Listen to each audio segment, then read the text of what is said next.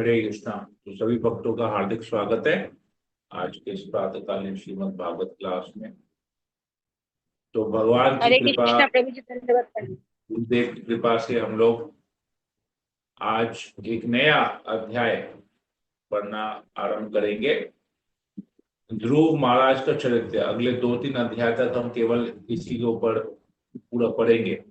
ध्रुव चरित्र, ध्रुव महाराज की कथा, जिस तो हम लोग सब लोग जानते हैं कि पूरे भागवत में, श्रीमद् भागवतम में भगवान और उनके भक्तों की लीलाओं के बारे में है पूरा भागवतम में। और हमारे जो भक्ति के जो महाजन हैं, जैसे बलि महाराज हुए, भीष्म देव हुए, ध्रुव महाराज हुए, परीक्षित महाराज हुए, सब लोग भक्ति के महाजन हैं। और इन्हीं से ही हमको भक्ति कैसे करनी चाहिए हमको सीखने को मिलता है। तो एक महान भक्त भगवान के ध्रुव महाराज, जो कि स्वयंभू मनु के वंश में आते हैं, स्वयंभू मनु के पौत्र हैं, उसके बारे में आज हम पढ़ेंगे। मंगलाचरण कर लेते हैं। ओम अज्ञानतिमिरान्धस्य ज्ञानांजना शलाकया चक्षुरुन्मीलितं येन तस्मै श्री गुरुवे नमः। नमो विष्णुपादाय कृष्णप्रेष्ठाय भूतले श्रीमते भक्ति वेदांत स्वामिनिति नामिने नमस्ते सरस्वती देवी गौरवाणी प्रचारिणे निर्विशेष शून्यवादी पाश्चात्य देशतारिणे। हे कृष्ण करुणा सिंधु दीन बंधु जगतपते गोपेश गोपिका कांत राधा कांत नमस्ते। तप्त कांचन गौरांगी राधे वृंदावनेश्वरी विश्वानुसुते देवी प्रणमामि। वाञ्छाकल्पतरुभ्यश्च कृपा सिन्धुभ्यैव च पतितानां पावनेभ्यो वैष्णवेभ्यो नमो नमः। जय श्री कृष्ण चैतन्य प्रभु नित्यानंद श्री अद्वैत गदाधर शिवसदि गौर भक्तवृंद। हरे कृष्ण कृष्ण कृष्ण हरे हरे, हरे राम राम राम हरे हरे। शिमलाचल की जय। ओम नमो भगवते वासुदेवाय। ओम नमो भगवते वासुदेवाय। ओम नमो भगवते वासुदेवाय।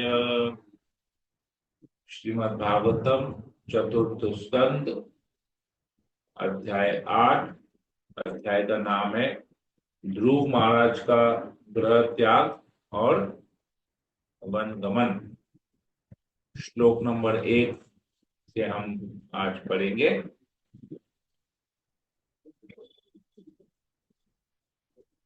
खाली ज्ञात रहे कि ये पूरा संवाद जो है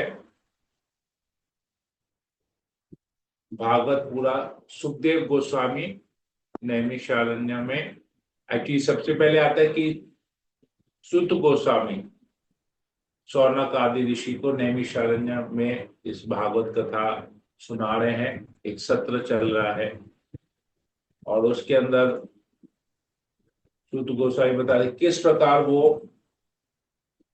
परीक्षित महाराज,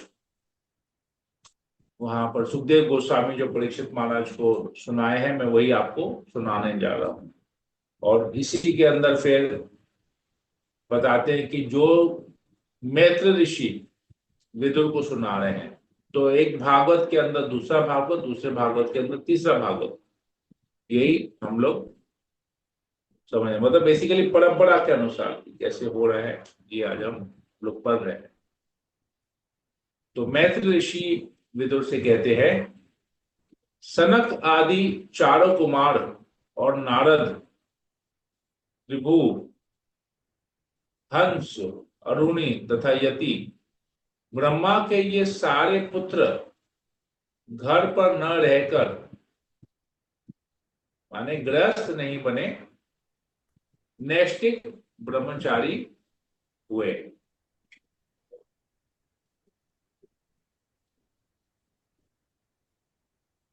ब्रह्मा का अन्य पुत्र अधर्म था, जिसकी पत्नी का नाम मृषा था। उनके संयोग से दो असुर हुए, जिनके नाम दंभ और धोखेबाज तथा माया अर्थात ठगनी थे। इन दोनों के निरृति नामक असुर ले गया, क्योंकि उसके कोई संतान न थी।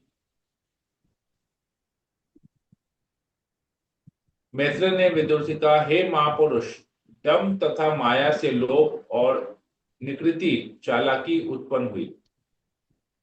उनके संयोग से क्रोध और हिंसा, और फिर इनकी युति से कली तथा उसकी बहन दुरुति उत्पन्न हुए। हे श्रेष्ठ पुरुषों के महान, कली तथा दुरुति से मृत्यु तथा भीति नामक संतानें उत्पन्न हुई। फिर इनके संयोग से यातना और निरय नरक उत्पन्न हुए। हे विदुर, मैंने संक्षेप में प्रलय के कारणों का वर्णन किया। जो इस वर्णन को 3 बार सुनता है, उससे पुण्य लाभ होता है और उसके आत्मा का पापमय कल्मश धुल जाता है। तो ये सब हम देखते हैं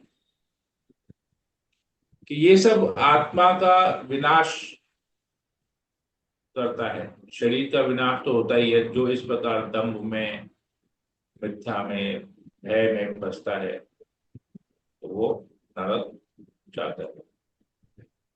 किंतु जो इसको समझ लेता है सही तरीके से, वो फिर देह त्याग करता है और भगवत धाम चले जाता है।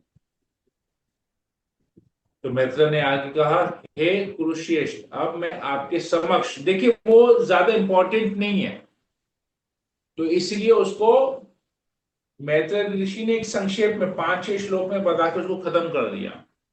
जो चीज इंपॉर्टेंट है, जो भक्तों का जो चरित्र, भगवान की लीला जो इंपॉर्टेंट है, उसके ऊपर देखेंगे अध्याय के अध्याय है, और बाकी केवल संक्षेप में बता के उसको खत्म कर दे रहे हैं उस टॉपिक को। तो यही चीज हमारे जीवन में भी हमको बहुत महत्वपूर्ण शिक्षा मिलती है। अगर हमको भक्ति में प्रगति करना है, प्रोग्रेस करना है, तो हमको अपने जीवन में प्रतिदिन भक्तों के चरित्रों का, भगवान की लीलाओं का गायन ज्यादा करना पड़ रहा है। और अन्य बातें जो कि जरूरी नहीं है, जैसे पॉलिटिक्स की बातें, स्पोर्ट्स की बातें, अन्यों की निंदा करना, इधर उधर बेकार की भौतिक जगत की बातें करना हमारे लिए व्यर्थ का समय है। ये हमको यहां से शिक्षा मिलती है। जब हम महान पुरुषों के बीच में, उनके बीच का जो संवाद सुनते हैं, उससे हमको समझ लेना चाहिए ये पुरुष महान इसीलिए है क्योंकि ये सबसे महान परम पुरुषोत्तम भगवान की कथा का वर्णन कर रहे हैं, इसलिए ये लोग महान हैं। तो अगर हम भी चाहते कि हमारी गिनती भी महान पुरुषों में आए, तो हमको भी अपना जीवन भगवान की कथा करने में, अपनी वाणी को कथा, भगवान की कथा करने में, अपने कानों को भगवान की कथा श्रवण करने में लगाना चाहिए, न कि बेकार की बातों में। तो इसी से हमको महानता पता चलेगी। मुझे याद है, मैं अपने पर्सनल लाइफ का एक एक्सपीरियंस आप लोगों के साथ शेयर करता हूं। मैं जब शुरू शुरू में, अब से करीबन 15 साल पहले, जब मैं भक्ति वृक्ष ज्वाइन किया था, मैं भक्ति में आया था और मैं भक्ति वृक्ष ज्वाइन किया था, तो हमारे यहाँ पर भक्ति वृक्ष में सबसे पहले हम लोग जब क्लास स्टार्ट होता, पहले कीर्तन होता था। कीर्तन करने के बाद हम लोग सब लोग गोलाकार राउंड से ऐसे सर्कल में बैठते थे, और हमारे जो संघ दास थे, सर्वेंट लीडर, वो एक बैठते थे और गोलाकार में ही हम लोग सब लोग बैठते थे, ताकि सब लोग, हर एक व्यक्ति को वहां पर, हर एक सदस्य, उस भक्ति वृक्ष का हर एक सदस्य एक दूसरे को देख पाए अच्छी तरह से, मतलब कोई भी मिस नहीं हो। तो हम लोग करीबन 15-17 जने ऐसे बैठ के भक्ति वृक्ष करते थे, प्रभु जी और माता जी मिला के। तो हम लोग को बोला जाता था कि सर्वप्रथम आप अपना नाम बताएंगे। पहले 3-4 क्लास ऐसे हुआ ताकि सब लोग एक दूसरे को जान पाए, एक दूसरे के नाम जान पाए, कौन कहाँ से आया है, क्या है, नहीं है। इसमें कुछ तो हम लोग एक दूसरे को जानते ही थे क्योंकि हम लोग एक ही समाज से थे, सिंधीज में थे। और कुछ आउटसाइड, कोई कोई उसमें से मारवाड़ी था, कोई गुजराती था, कोई हिंदुस्तानी था, ऐसे था। तो सबको बोला जाता था सर्वप्रथम आप अपना नाम बताएंगे, और नाम बताने के बाद आप क्या करते हैं वो बताएंगे। तो ज्यादा समय नहीं देते थे, बोलते थे एक सेंटेंस, आप अपना नाम बताएंगे और आप क्या करते हैं वो बताएंगे। जैसे किसी व्यक्ति ने कहा कि मेरा नाम ये है और मेरे इस पर्टिकुलर चीज की दुकान है, मैं बिजनेस करता हूं, बस ऐसे ही। एक व्यक्ति था जिसने अपना नाम बताया, बोला मेरा नाम ये है और मैं इस पर्टिकुलर स्कूल में टीचर हूं, बस ऐसे करके। एक व्यक्ति ने बताया मेरा नाम ये है और मैं इस मोबाइल फोन कंपनी में इस पोस्ट पे काम करता हूं, ऐसे करके सब लोग बताते थे। तो जब मेरा नंबर आया, मुझे अपने बारे में बताया, तो मैंने अपने जैसे ही अपना नाम बताया और मैं बताने के कि मैं क्या करता हूं, तो उन्होंने हमारे जो संघदास थे, प्रभु जी थे, उन्होंने बोला रुकिए, आप अपने दोस्तों के बारे में बताइए, फिर मैं बताऊंगा आपके बारे में। तो मेरे दोस्त, मैं कैसे लोगों के साथ संग करता हूं, उससे मेरा चरित्र चरित्र भी पता चलेगा कि मैं कितना सच्चा हूं, मैं कितना झूठा हूं, अपने बारे में मैं क्या सच बोल रहा हूं, क्या झूठ बोल रहा हूं। अगर मैं बोलूंगा कि मैं,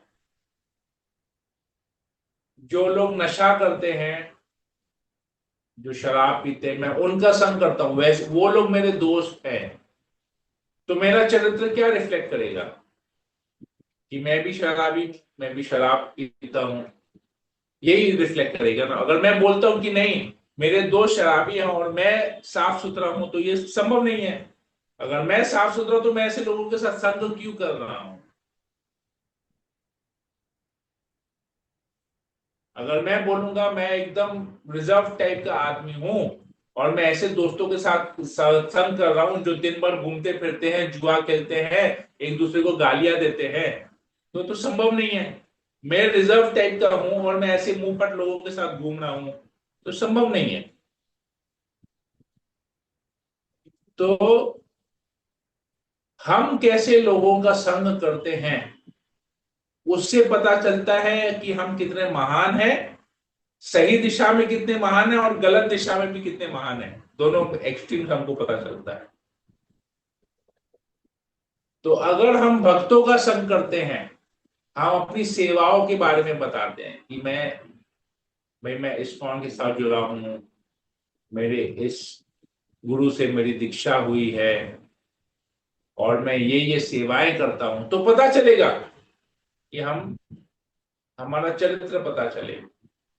और हम कहेंगे नहीं, हम अपना भौतिक परिचय केवल देंगे, भौतिक परिचय।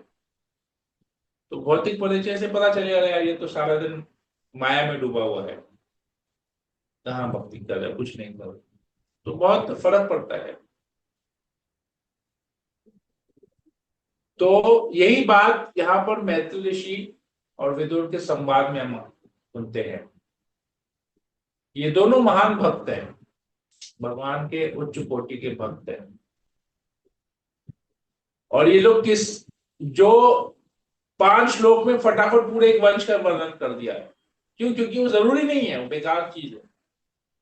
लेकिन अब पूरे अध्याय में बाकी के जो 65 श्लोक हैं, इसमें ध्रुव महाराज के बारे में बताया जाएगा, स्वयंभू मनु का वंश के बारे में बताया जाएगा। तो इससे पता चलता है कि कितने महान हैं वो लोग। और हम भी क्या कथा करते हैं इससे भी पता चलता है कि हम अपना वाणी को क्या प्रचार करने में यूज करते हैं। तो मैत्री ऋषि कहते हैं, हे कुरुश्रेष्ठ, अब मैं आपके समक्ष स्वयंभू मनु के वंशजों का वर्णन करता हूं, जो भगवान के अंशांश के रूप में उत्पन्न हुए थे।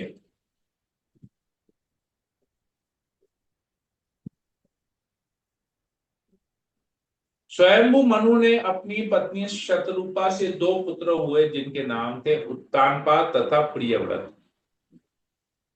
क्योंकि ये दोनों श्री भगवान वासुदेव के अंश के वंशज थे, अतः वे ब्रह्मांड का शासन करने और प्रजा की भली भांति पालन करने में सक्षम थे। तो देखिए, कोई भी व्यक्ति जो कि वर्ल्ड फेमस है,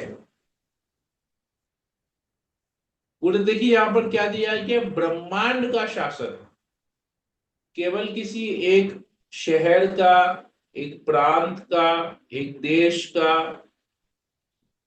एक पृथ्वी का नहीं, पूरे ब्रह्मांड का शासन करना।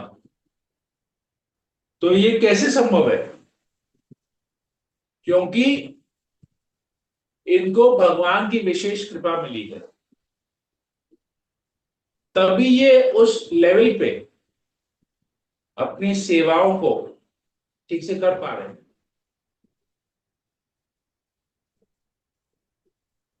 तो ये ब्रह्मांड का शासन करना तो भी एक सेवा है ना। तो ब्रह्मांड का स्वामी कौन है? पूरे ब्रह्मांड का स्वामी तो स्वयं भगवान कृष्ण है, भगवान वासुदेव हैं। तो उनका पूरा ब्रह्मांड है, और उस ब्रह्मांड को शासन करना मतलब ठीक तरह से चलाना, एक्सप्लॉइट करना नहीं, कंट्रोल करना नहीं, मतलब उसको ठीक तरह से उसकी देखरेख करना कि सब कुछ सही तरीके से चले, ये भगवान का है। ये ठीक इसी प्रकार है, एक उदाहरण से आप लोगों को समझाता हूं। ये ठीक इसी प्रकार है जैसे ये घर, हम जिस घर में रहे हुए हैं, इस घर को हम किस तरह से रखते हैं ये अब हमारी सोच के ऊपर डिपेंड करता है। अगर इस घर को हम अपना समझेंगे कि ये घर मेरा है, तो इस घर में हम चिल्ला चिल्ली भी करेंगे, झगड़ा भी करेंगे, चीजों को तोड़ेंगे भी, चीजों को बनाएंगे भी।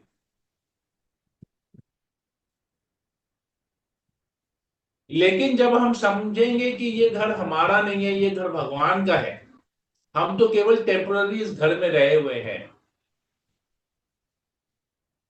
तो हम इस घर में कभी झगड़ा नहीं करेंगे, इस घर में कभी चिल्ला चिल्ली नहीं करेंगे, और इस घर के हर एक वस्तु को भगवान का समझकर उसको सही प्रकार से उसकी देखरेख करेंगे। इस घर को उसी प्रकार से सजाएंगे, उसी प्रकार से डेकोरेट करेंगे, उसी प्रकार से इसका घर का इंटीरियर बनाएंगे कि जिससे हमको भगवान की सेवा करने में कोई बाधा नहीं आए।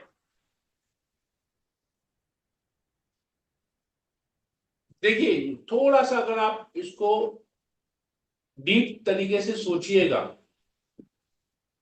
तो ये घर हमारे लिए एक मंदिर बन जाएगा, भगवान का धाम बन जाएगा, जहां पर भगवान प्रमुख रहेंगे, और हम अपने आप को भगवान का सेवक समझ के इस पूरे घर को देख रेख करेंगे। ये केवल सोच की बात है। भले प्रॉपर्टी हमारे नाम पे रजिस्टर हो, प्रॉपर्टी टैक्स हम भर रहे हों, फ्लैट का जो हमारे जो कॉम्प्लेक्स में जो फ्लैट है उसका मेंटेनेंस हम भर रहे हों प्रति महीना, क्वार्टरली टैक्स भर रहे हों, सालाना टैक्स भर रहे हों, परंतु सोच क्या रहेगी कि ये घर भगवान का है। तो यही चीज यहां पर बताया जा रहा है। जो उत्तानपाद है, जो प्रियव्रत महाराज हैं, ये लोग पूरे ब्रह्मांड पे शासन कर रहे हैं।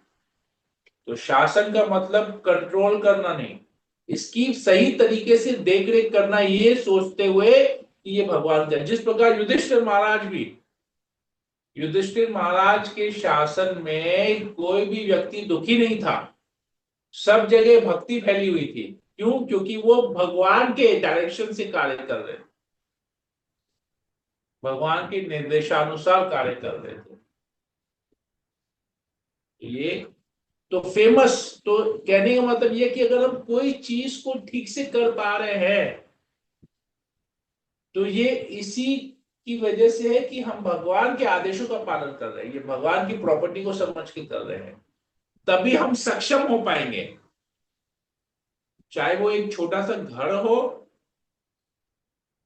चाहे वो पूरा देश हो, चाहे वो पूरा भूमि हो, चाहे वो पूरा ब्रह्मांड। इस सोच से अगर हम करेंगे तो इस प्रकार हमको भगवान सक्षम बनाएंगे ताकि हम कर पाए। प्रभुपाद किस प्रकार प्रचार कर पाए पूरे विश्व में, ऐसी ऐसी जगहों पर जाके प्रचार कर पाए जहां पर संभव ही नहीं है, हमारी कल्पना के परे है। और हमको जब प्रचार का मौका दिया जाता है तो अरे यार इसको कौन प्रचार करेगा, ये तो मांस खाता है, ऐसा करता है वैसा करता है, इसको ये भक्त कभी नहीं बनेगा। सोचिए प्रभुपाद जी अगर ऐसा सोचते, प्रभुपाद जी तो ऐसे लोगों को ही चुने जो लोग नशे में पड़े रहते थे सारे दिन प्रचार करने के लिए। क्यों? क्योंकि भगवान से प्रार्थना करते थे कि आप कृपा कीजिए, गुरुदेव से प्रार्थना करते थे, गुरु की कृपा। प्रभुपाद कभी भी अपने आप को योग्य नहीं समझे। प्रभुपाद करते थे कि ये जो भी भक्त, जो भी मैं प्रचार कर पा रहा हूं, ये गुरुदेव की कृपा है, ये हमारे गुरु परंपरा में चैतन्य महाप्रभु की कृपा है जिसके से मैं प्रचार कर पा रहा हूं, लोग भक्त बन रहे हैं। आप इसको बहुत, इसका बहुत एक परफेक्ट एग्जाम्पल देखेंगे जब भगवत गीता का प्रिफेस हम पढ़ते हैं। तो प्रभुपाद जी जो शुरू में 3-4 पेज लिखते हैं और लास्ट में एकदम सेकंड लास्ट लाइन में लिखते हैं कि प्रभुपाद जी लिखते हैं लास्ट के सेंटेंसेस में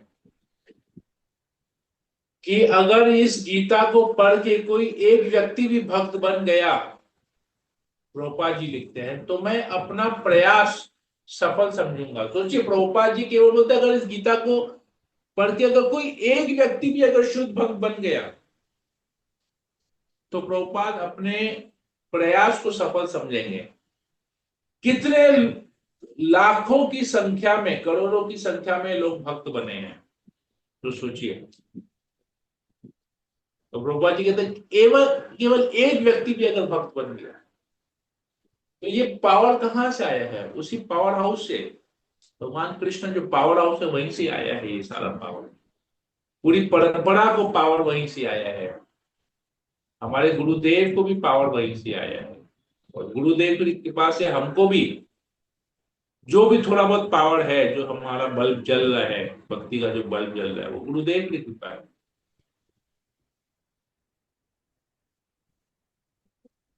तो यहाँ पर बताते हैं ध्रुव महाराज के बारे में। एक बार राजा उत्तानपाद सुरुचि के पुत्र उत्तम को अपनी गोद में लेकर सहला रहे थे। ध्रुव महाराज भी राजा की गोद में चढ़ने का प्रयास कर रहे थे, किंतु राजा ने उन्हें अधिक अधिक दुलार नहीं दिया। जब बालक ध्रुव महाराज अपने पिता की गोद में जाने का प्रयत्न कर रहे थे तो उसकी विमाता सुरुचि को उस बालक से अत्यंत ईर्ष्या हुई और वह अत्यंत दम्भ के साथ इस प्रकार बोलने लगी जिससे कि राजा सुन सके। तो परिस्थिति ऐसा था कि उत्तानपाद राजा अपने आसन में बैठे हुए थे, उनका छोटा सा पुत्र उत्तम उसकी गोद में बैठ के खेल रहा था एक तरफ, और दूसरी तरफ ध्रुव महाराज उनके गोद में चढ़ के उसी प्रकार खेलने का कि मेरे पिता मेरे साथ खेले, इस प्रकार सिचुएशन एक क्रिएट हो रहा था। और उसी समय सुरुचि जो कि राजा की दो पत्नियां थी, जो सुरुचि है जो प्रथम पत्नी थी उसका बेटा था उत्तम। तो इस प्रकार ध्रुव महाराज की सौतेली मां हुई,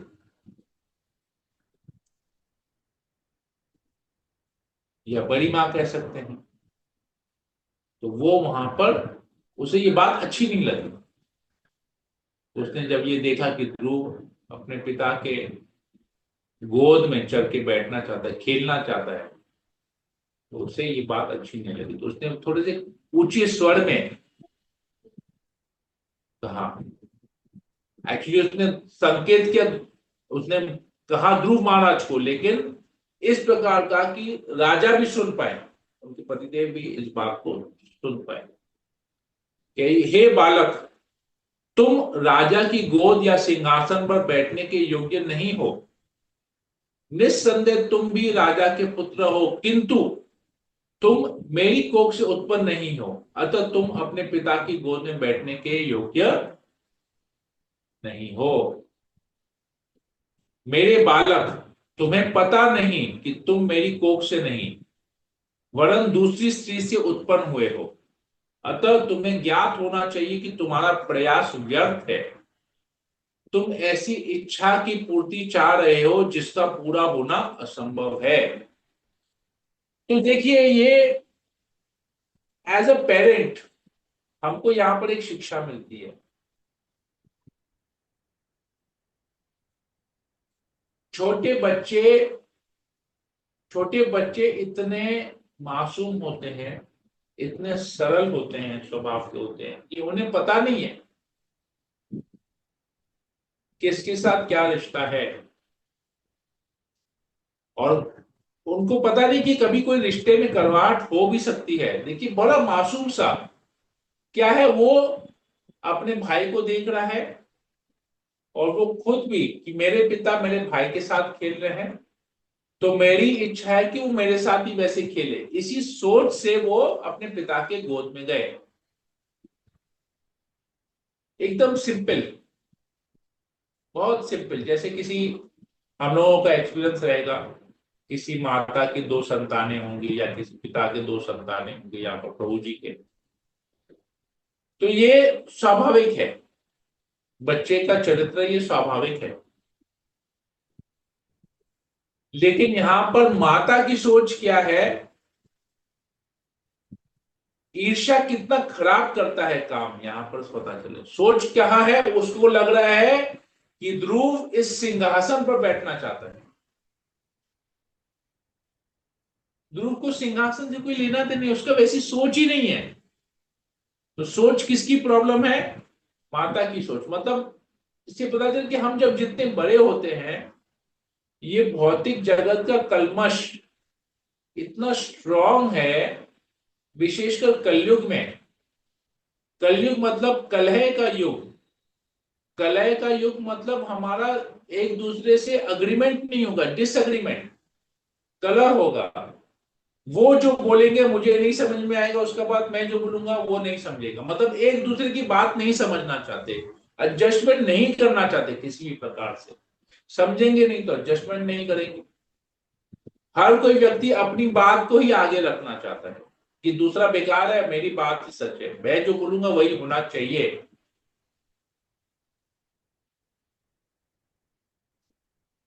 तो ऐसा अगर करेंगे तो कहाँ क्या प्रॉब्लम आएगा, जो अभी हम प्रॉब्लम देख रहे हैं, with in the family problems हो रहा है। तो एक दूसरे को नहीं समझना, कलह का युग, कलयुग बहुत ज्यादा इसमें अभी है ये। तो क्या सोच है कि वो अपने पिता की गोद में, वो सिंहासन पे बैठना चाहता है, मतलब पूरे को हड़प कर लेना, सब कुछ ले लेना चाहता है। इनसिक्योरिटी, सेंस ऑफ इनसिक्योरिटी यहां पर हम देख रहे हैं। तो हमारे प्रॉब्लम्स, लाइफ की प्रॉब्लम भी सेंस ऑफ इनसिक्योरिटी की वजह से ही है, क्योंकि आसक्ति है, भौतिक चीजों के प्रति आसक्ति है। इसलिए सेंस ऑफ इनसिक्योरिटी बना रहे थे कि ये चीज अब अगर छिन जाएगी हमसे तो हमारा क्या होगा। आगे कहती है सुरुचि, यदि तुम राज सिंहासन पर बैठना चाहते, देखिए वो राज सिंहासन का नाम आ गया, बैठना चाहते अपने पिता की गोद पे, लेकिन इसकी सोच कितनी खतरनाक है। तो कहती है यदि तुम राज सिंहासन पर बैठना चाहते हो तो तुम्हें कठिन तपस्या करनी होगी। सर्वप्रथम तुम्हें भगवान नारायण को प्रसन्न करना होगा, और वे तुम्हारी पूजा से प्रसन्न हो ले तो तुम्हें अगला जन्म मेरे गर्भ से लेना होगा। तो सोचिए, एक बात तो सही है कि कुछ भी चाहिए भगवान नारायण की पूजा करो, लेकिन इतना गर्व यहां पर है, इतना अहंकार है यहां पर कि नारायण जब प्रसन्न होंगे तो क्या करेंगे नारायण, तुमको मेरी गर्भ से कहेंगे, मेरी गर्भ में जन्म लेने के लिए देंगे। उस समय जिस प्रकार से लाठी से मारा गया सर्प फुफकारता है, उसी प्रकार ध्रुव महाराज अपनी विमाता के कटु वचनों से आहत होकर क्रोध से तेजी से सांस लेने लगे। जब उन्होंने देखा कि पिता मौन है और उन्होंने प्रतिवाद नहीं किया, तो उन्होंने तुरंत उस स्थान को छोड़ दिया और अपनी माता के पास चले गए। तो देखा पिता कुछ कह नहीं रहे हैं, छोटा बच्चा जैसे क्रोधित होता है, जोर जोर से सांस लेता है, तो नहीं, मेरे पिता ने मेरे फेवर में कुछ नहीं कहा, तो मैं अब अपनी केवल एक मात्र जो मेरी माता है, जो मेरी आश्रय है, मैं उसके पास जाऊंगा और ये बात बताऊंगा। हरे कृष्ण। तो यहीं पर ही रखते हैं, समय भी हो गया 7:32। तो 2-3 मिनट हमारे पास समय है, अगर किसी को कोई प्रश्न हो, कोई प्रश्न हो या कुछ कमेंट हो तो प्रश्न पूछ सकते हैं, और अगर कुछ बोलना हो तो बोल सकते हैं। हरे कृष्ण। कुछ पूछना है किसी को, कुछ बोलना है? हरे कृष्ण प्रभु, बहुत सुंदर लगे रहिए अच्छा से और बढ़िया से लगातार ध्रुव महाराज का कथा श्रवण कराइए। अच्छा लगा, भूमिका हुआ इस तो।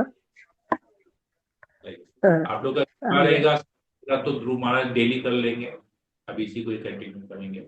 नहीं, एक ही कथा रहने से क्या वो उसका जिस्ट आ जाता है और अलग अलग लोगों का कृपा रहेगा, आप लोग संग प्रदान करेंगे तो डेली यही करेंगे, इसी को ही हरि कंटिन्यू बोल। वही तो प्रभु कहाँ चले गए थे हरि बोल बोलने के लिए, इतना देर करिए। हम सोचे रामकृष्ण प्रभु पहले बोलेंगे। राम के प्रभु, 2 मिनट। राम के प्रभु, हरि बोल। यस प्रभु बोलिए, कुछ पूछना नहीं, है, बहुत सुंदर बताया है। कुछ पूछना है, कुछ बोलना है? बहुत उसमें सुंदर, क्या बताए आप रिपीट इतना कीजिए सारे उसको। रामकृष्ण प्रभु है। बहुत सुंदर बताए, उसको क्या बताए, थोड़ा एक लाइन तो बताइए। एक लाइन तो ये है कि जो सही में जो बालक की आदत है, उस हिसाब से बालक हमेशा नकलची होता है।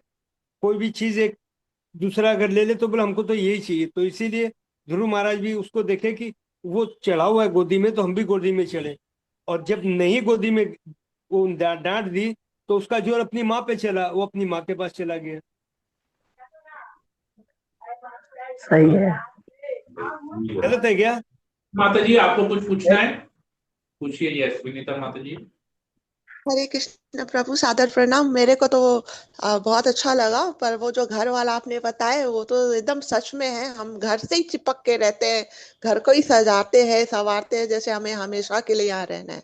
अगर जितना उसको सिंपल रखेंगे, ये सोच के रखेंगे सब भगवान का है, तभी हम आध्यात्मिक की ओर मुड़ पाएंगे, वरना तो उलझते ही जाएंगे। ये मेरे को बहुत अच्छा लगा। Right, thank you Prabhu. Right. Okay, और किसी को कुछ पूछना है, कुछ बोलना है? हरे कृष्ण प्रभु जी, दंडवत प्रणाम। प्रभु जी, आत्मा कलुषित जो बोली थी आपने, जो मतलब उसका थोड़ा सा बताइए ना। आत्मा कलुषित जो हो जाती है हमारी कलुषित आत्मा। होता है ना, आत्मा तो प्योर है, कलुषित होता है बोल के तो ये मिलता है ना। भोग करने की इच्छा के कारण ही तो ये शरीर मिलता है। अगर भोग करने की नहीं होगी तो आत्मा क्या भगवत धाम से नीचे आएगा क्या? नहीं आएगा ना। तो भोग ओके। करने की इच्छा मतलब कलुषित हो गया ना, कंटेमिनेशन तो वही हुआ ना जिसकी वजह से ये शरीर मिलता है। ओके। अच्छा। ठीक है। ठीक है। और किसी को कुछ पूछना, कुछ बोलना है? हरे कृष्णा प्रभु जी, दंड प्रणाम। बहुत यस अच्छा माता। हुआ प्रभु जी, बहुत अच्छा हुआ। इससे पता चलता है कि हमारी जीवन की समस्या भी इसमें बहुत सॉल्व हो रही है प्रभु। जैसे लग रहा है कि मतलब पूरे जीवन की समस्या इसमें आ रही है, सामने दिख रही है। एक्चुअली हमारे प्रैक्टिकल हमारे जीवन के लिए बहुत इंपॉर्टेंट है। इसमें हर एक में हमको बहुत शिक्षाएं मिलती है, बहुत कुछ शिक्षा मिलती है। अभी मैं एक छोटा सा आपको उदाहरण देता हूं। मैं मत समझिएगा मैं अपनी बड़ाई कर रहा हूं। मैं पिछले 3 महीने से ना मेरे घर में रेनोवेशन का काम चल रहा है। तो अभी क्या है, जैसे मेरा एक रूम मेरी बेटी लेके बैठी है पिछले 1 साल से, क्योंकि वो अपना सीए का पढ़ाई कर रही है। तो वो चाहती है मुझे कोई डिस्टर्ब नहीं करे। अभी 3 महीने से ऑफिस में छुट्टी लेके घर पे बैठी है, उसका मई में फाइनल है। तो हम लोग उस रूम को हाथ नहीं लगाते हैं।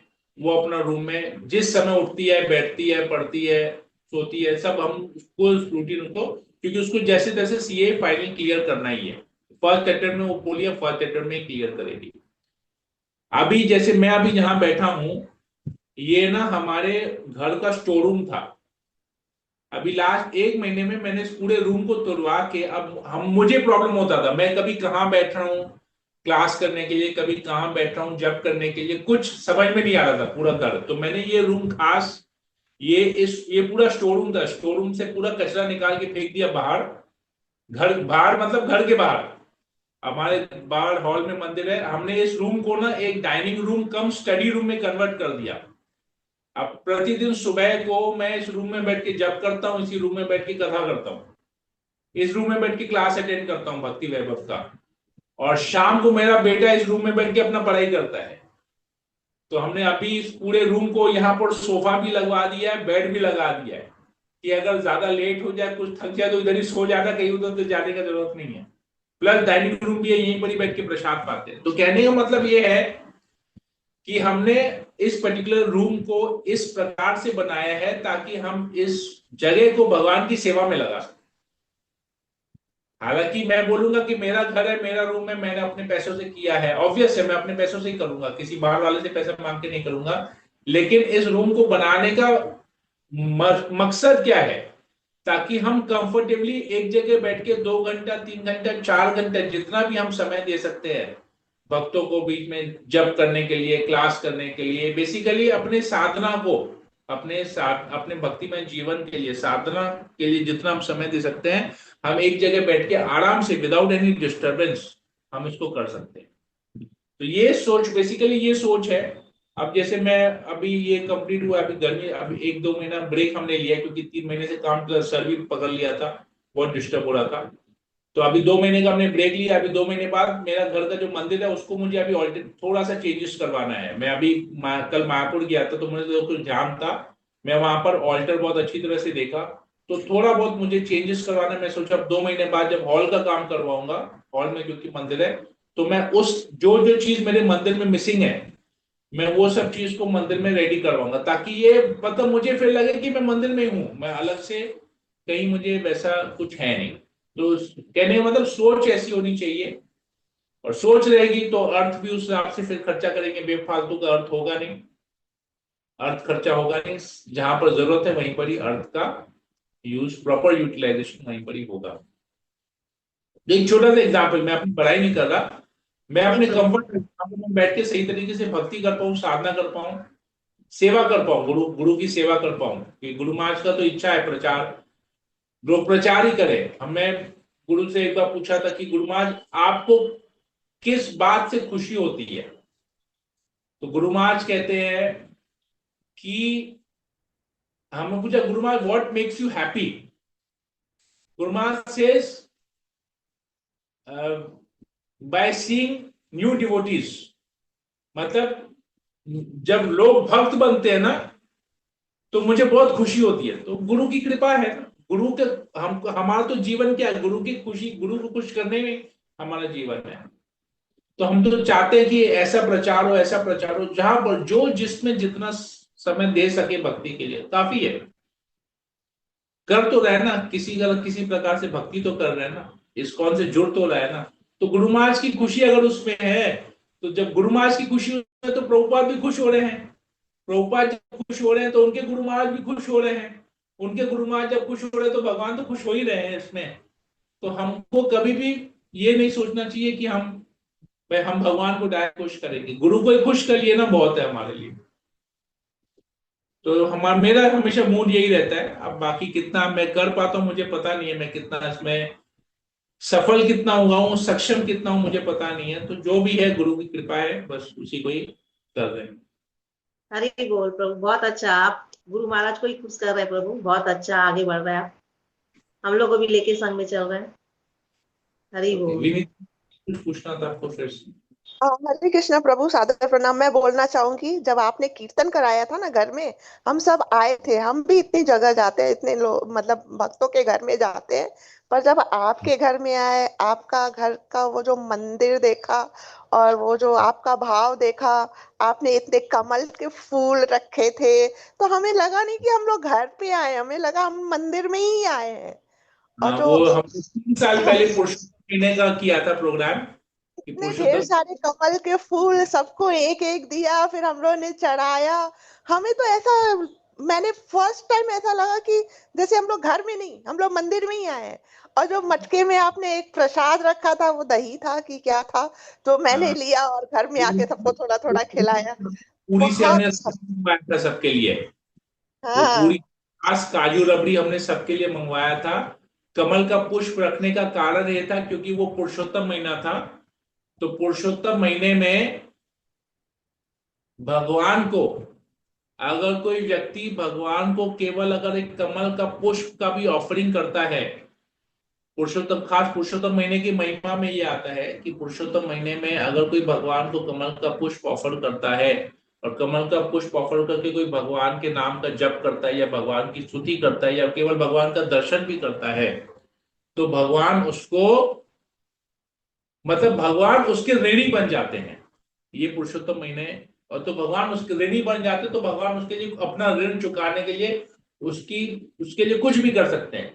भगवान ऋणी बन जाते हैं। तो हम लोगों ने ये कमल का पुष्प भी आइडिया कैसे आया, क्योंकि जब गजेंद्र मोक्ष, गजेंद्र की कथा हम पढ़ते हैं, तो गजेंद्र भी जब वहां पर भगवान की स्तुति कर रहा था, तो भगवान जब वहां पर गरुड़ पे, भगवान हरि गरुड़ पे वहां पर आए, तो गजेंद्र ने भी क्या किया था, वहां पर पानी से, जल से एक कमल का पुष्प अपनी सूंड पे लेके भगवान को ऑफरिंग उसने किया था।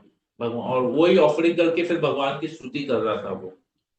तो बेसिकली एक ऐसा सिचुएशन में क्रिएट करना चाहता था जहां पर हम लोग भी गजेंद्र की तरह असहाय अवस्था में हैं, और हम चाहते हैं कि भगवान हमारे इस प्रार्थना को स्वीकार करे। जिस प्रकार भगवान ने गजेंद्र के ऊपर कृपा की, उसको उस हाथी के शरीर से, हाथी का शरीर मतलब घमंड का शरीर, पूरा अहंकार भरा हुआ, दंभ भरा हुआ जो शरीर, इतना मोटा चमड़े का शरीर जिसके ऊपर कोई असर नहीं होता है, उस शरीर से उसको निकाल के उसको अपने धाम भगवान लेके गए, अपनी कृपा दी। तो हम, मेरा भी वही मूड था कि हम शायद इस कमल के पुष्प से भगवान की स्तुति करें ऑफरिंग करके, तो भगवान हमारे इस अहंकार को पूरी तरह से नष्ट करे और हमको भी इतना सरल हमारे जीवन को बनाए ताकि हम भगवान के प्रति शरणागत हो सके। तो मैं इस मूड से वो किया था पूरा वो प्रोग्राम, कि वैसे हम लोगों को, और क्योंकि पुरुषोत्तम महीना है, तो पुरुषोत्तम कहते हैं कि कार्तिक महीने में जो भी करते हैं वो 1000 गुना हमको उसका फल मिलता है। तो पुरुषोत्तम महीना में जो भी करता है वो कार्तिक महीने से भी 1000 गुना फल मिलता है। तो सोचिए कितना फल मिलता है पुरुषोत्तम महीने में, भगवान की थोड़ी सी भी हम भक्ति करते हैं। तो ये, तो अभी इसी बात से मुझे एक बार याद आया, मैं एक दिन अशोक प्रभु जी से बात कर रही थी, मेरा तो घर का वैसे काम कंप्लीट, तो मैं इस ऐसे साल भी कोई वैसे बात करूंगा। ऐसे कोई बात बोलते बोलते मैंने भी ये कहा कि प्रभु जी, हम लोग तो ग्रस्त में फंसे हुए रहते हैं गज की तरह। ब्रह्मचारी लोग का लाइफ देखिए इतना अच्छा कि उनका भक्ति अपने आप ऑटोमेटिक होता है, और हम लोग तो माया में फंसे रहते हैं वो गजेंद्र की तरह। कभी कभी अनर्थ हो के कमल, मतलब हमारे हृदय में तो अनर्थ भरे कीचड़, उसी में से कमल निकाल के कभी कभी चरण में डाल देते भगवान के। तो ये सही है प्रभु जी, हम लोग सबको ऐसे ही है, माया में फंसे हुए। आप तो माया में फंसे हुए नहीं है, गृहस्थ में कभी काफी उन्नत है। आप लोग का संग है इसलिए माया में फंस नहीं रहा हूँ। आप लोग का संग छूट जाएगा तो गिर जाऊंगा माया में, फंस जाऊंगा। ऐसा नहीं है। ठीक है, चलिए फिर सेशन को एंड करते हैं यहीं पर ही। और किसी को कुछ पूछना है, कुछ हरे कृष्णा, ठीक। कुछ बोलना था? हरे कृष्णा प्रभु जी, दंडवत प्रणाम। आप बहुत दिन बाद जुड़ी है वापस। जी हाँ प्रभु जी, मैं आपको बता के गई थी ना, मैं ये मैरिज में जा रही थी हाँ। तो आपको बोल के गई थी मैं। जी प्रभु जी, तो आई थी तो बस बीमार हो गई, तो अब थोड़ा सा ठीक हुई हूँ, तो आज ज्वाइन हुई हूँ। ओके। प्रभु जी, आप हम की जब भी पर्सनल एक्सपीरियंस का आप हमसे शेयर करते हैं प्रभु जी, तो हम लोगों को भी बहुत कुछ चीजें ऐसी होती हैं कि हम लोग उस चीज को फॉलो करते हैं। ऐसा नहीं है कि हम लोग आपका सुन लिए और फिर उसके बाद भूल गए। लेकिन मेरे लाइफ में तो बहुत कुछ ऐसी चीजें हैं जो आपकी पर्सनल चीजों से ही मैंने उसको कैच किया है, और उसको मैं हमने की अपने लाइफ में और अपने घर में भी उसको करती हूँ। लेकिन अच्छे, जब से मैंने आपसे ये चीजें मतलब कि हमारी जो साधना है, साधना भी मतलब कि आपसे ही मतलब कि उससे जुड़ी हूँ, तब से ये स्टार्ट हुआ है। और एक्सपीरियंस जो आप जो अपनी लाइफ का बताते हैं, आपका अपना घर का भी बताते हैं, तो वो मैं अपने घर में भी मैं मतलब कि उसको फॉलो करती हूँ। तो आप अपना एक्सपीरियंस भी बताते रहिए ताकि हम लोग को आगे गाइडेंस मिलती रहे। कि ये बहुत ही जरूरी है प्रभु जी, कि हम लोगों को शास्त्रों से तो जो कुछ मिलता है तो बहुत अच्छा मिलता है, लेकिन अगर आप एक्सपीरियंस भी बताते हैं ना, तो वो चीजें भी हम लोग को अपनी लाइफ में फॉलो करनी चाहिए। और हम लोग फॉलो करते भी हैं, मतलब कि बहुत सारी चीजें आज हमारी लाइफ में हैं, और साधना से जुड़ी हो या पूजा से जुड़ी हो या भगवान का कुछ भी सेवा हो, वो मतलब कि मैंने ज्यादातर आपके मतलब कि एक्सपीरियंस से ही मैंने उसको किया है। थैंक यू प्रभु जी, हरे कृष्णा। हरे कृष्णा। ठीक है, फिर हम सेशन को यहीं एंड करते हैं। हम लोग वापस से इसको कल फिर कंटिन्यू करेंगे। हरे कृष्णा कृष्ण कृष्ण हरे हरे, हरे राम हरे राम हरे राम राम, राम राम, हरे हरे। कृष्ण हरे कृष्ण पंचकल्प हरे राम हरे कृपा राम, सिंधु राम राम हरे हरे। पतितानां पावनेभ्यो वांछाकल्पतरुभ्यश्च वैष्णवेभ्यो नमो नमः। पतितानां पावनेभ्यो वैष्णवेभ्यो नमो नमः। गुरुभ्यो नमो नमः। श्रीमद् भागवतम की जय। की की जय। जय। हरि हरे बोल, कृष्ण हरे प्रभु जी।